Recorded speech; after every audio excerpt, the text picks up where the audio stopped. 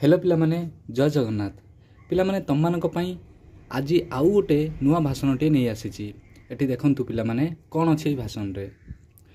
सम्माननीय सभापति महोदय, पूज्य गुरुजी, गुरुमा बुंद, मंचासीन अतिथिवृंद एवं एठारे उपस्थित थिबा मोर छोट बड़ भाई और भौणी माने आजिर एही पवित्र स्वाधीनता दिवस विषय मते किछि कहिबाकू अनुमति मिलिथिबारु मु निजकू धन्य माने करुछि एवं सर्वप्रथमे मु स्वाधीनता दिवस अवसर में समस्त को हार्दिक शुभेच्छा और शुभकामना जनाऊँगी।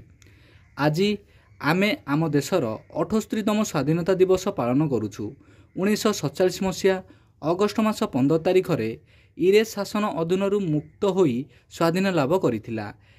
एही दिन आम देशर प्रत्येक लोक जातीय पताका तले छिड़ा होई जातीय संगीत गान करी स्वाधीनता दिवस बहु आडंबर सह पालन करू।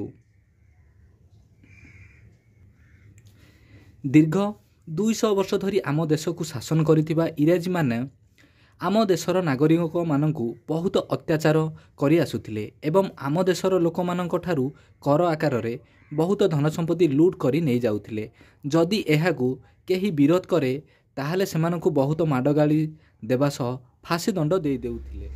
एही इंग्रेज मानक कबलरू आम देश को मुक्त करिबा पई आम देशर केतेक स्वाधीनता संग्रामी माने इंग्रेजी मानक विरुद्ध रे लड़िबा आरंभ करिदेले। सेमानक मध्यरु जातिर पिता महात्मा गांधी, सुभाष चंद्र बोस, रानी लक्ष्मीबाई, वीर सुरेंद्र साय, भगत सिंह एवं बहुत स्वाधीनता संग्रामी थिले। एही वीर मानक दृढ़ मनोबल एवं भारतीय मानक साहसिकता आगरे 1947 मसीहा अगस्ट 14 तारिख दिन मध्य रात्र रे आम देश स्वाधीन लाभ करितिला। एही स्वाधीनता संग्रामी मानकु चिर स्मरण करी रखिबा पई आम देश प्रत्येक वर्ष अगस्ट 15 तारिख दिनटी को स्वाधीनता दिवस भावे पालन करि आसुची। एति कही मु मोर वक्तव्य शेष करुची। जय हिंद।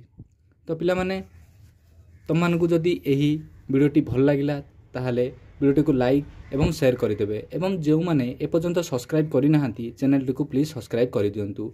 एवं पिला माने तममानकु जदि एही भाषणटी दरकार ताहले मु डिस्क्रिप्शन रे मोर चैनल रो लिंक टी दे देइछि टेलीग्राम चैनल रो एवं सेठारे मु अपलोड कर देइछि। तम माने सेठी जाई टेलीग्राम चैनल रे जॉइन हो जांतु एवं सेठू एही फोटोटी को डाउनलोड करि नियंतु। ओके, रहुछि पिला माने पुणी देखा हबो आउ एक नेक्स्ट वीडियो रे। जय जगन्नाथ।